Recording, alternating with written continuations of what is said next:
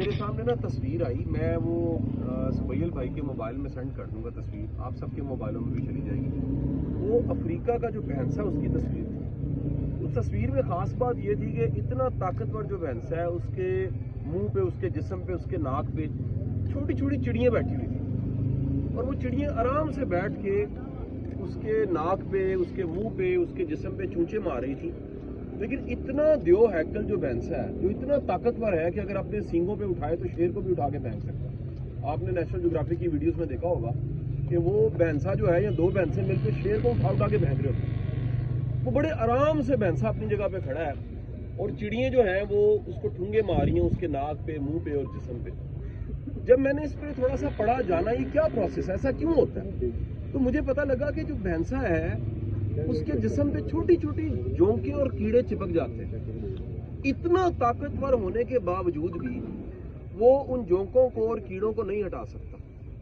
اللہ تعالیٰ نے پوری کائنات کو چلانے کے لیے ایک ایکو سسٹم بنا دیا.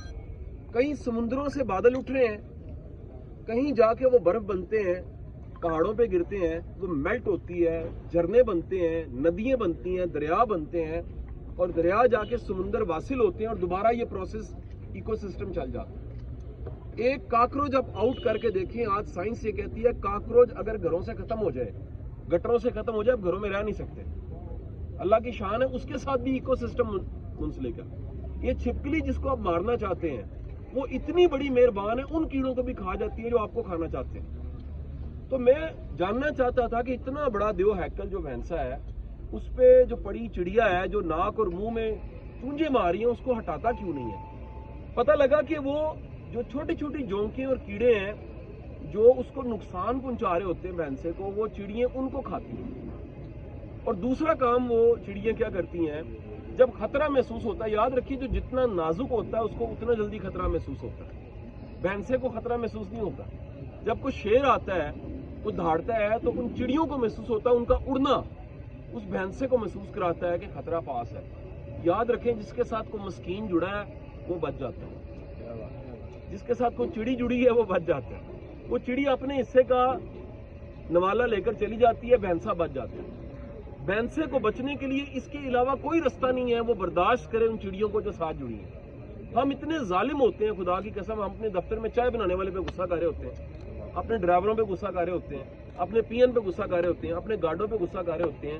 دراصل وہ چڑیاں ہیں جو اللہ نے ہمارے ساتھ جوڑی ہیں تاکہ ہم سروائیو کر سکیں, ہم ایگزسٹ کر سکیں. اتنی بڑی مچھلی جا رہی ہوتی ہے, آپ ویڈیوز میں دیکھتے ہیں نیشنل جغرافک چینل پہ, چھوٹی چھوٹی مچھلی اس کے ساتھ ہوتی ہے. اللہ نے وہ بڑی سی مچھلی کے ساتھ چھوٹی چھوٹی مچھلیوں کا رزق جوڑا ہوتا ہے, وہ سارا نہیں کھا سکتے.